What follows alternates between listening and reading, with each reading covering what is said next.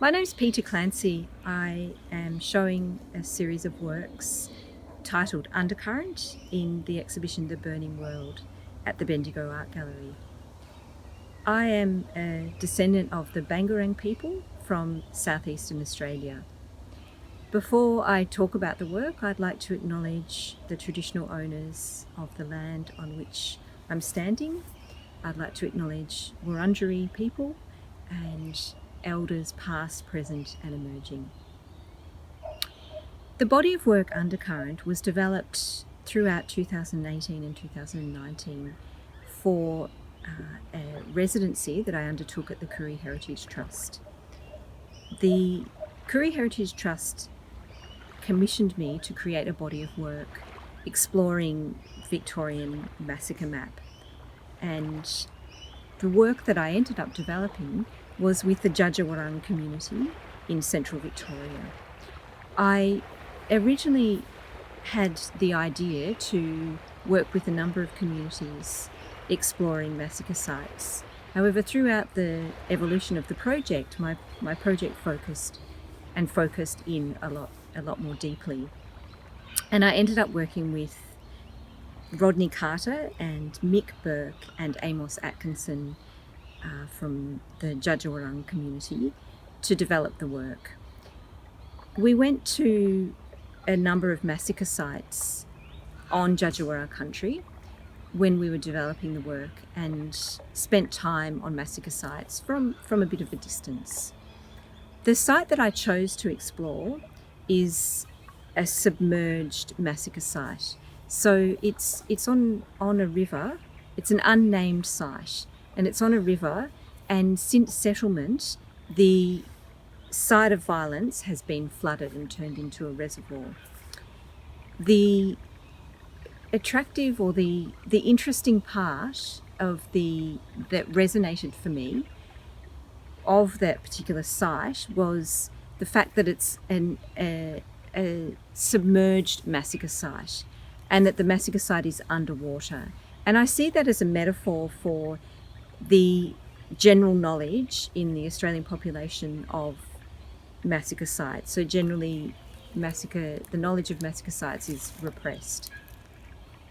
When we went on country and visited a number of the sites, I went around with Mick and Amos. And this particular site really resonated for me also because Amos spoke about how the water was protecting the spirits and cleansing the land. And I found that very, very evocative. So when I started the project, I was going to visit a number and respond to a number of massacre sites. However, I chose to just focus on one and to spend about a year visiting and revisiting the site, and photographing the site, spending time in the site, and allowing the site to speak to me. I ended up developing an installation of which the work at Bendigo Art Gallery is restaging of that installation. It's the same work, but it's reconfigured for the space. The way that I developed the work was that I photographed the area on Dja Dja Wurrung Country over many, many months, and I would photograph the site using my large format camera, and then I would select the particular images that I found interesting and print those images out.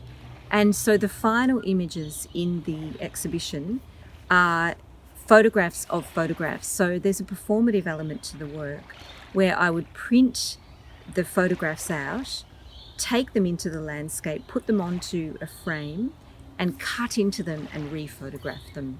So that gesture of cutting into the photograph and re-photographing the photograph in exactly the same site that the original photograph was taken at is a sense of scarring in the landscape. So that's my idea, that I wanted to create a sense of scarring and a sense of history, that there's multiple histories in the landscape.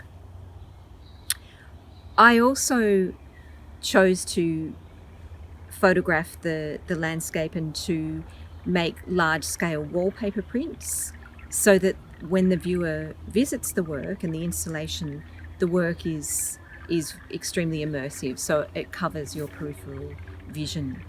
The horizon line and the cut, as I was talking about previously, that follows through in the smaller framed photographs as well as the landscape wallpaper prints. So I also, in terms of seeing the idea of cutting, in terms of cutting the photographs, also I worked with the idea of light cutting through darkness. So the works there's 4 works that are framed and then 2 wallpaper works. So that's a little bit about the series Undercurrent that's currently on show at the Bendigo Art Gallery.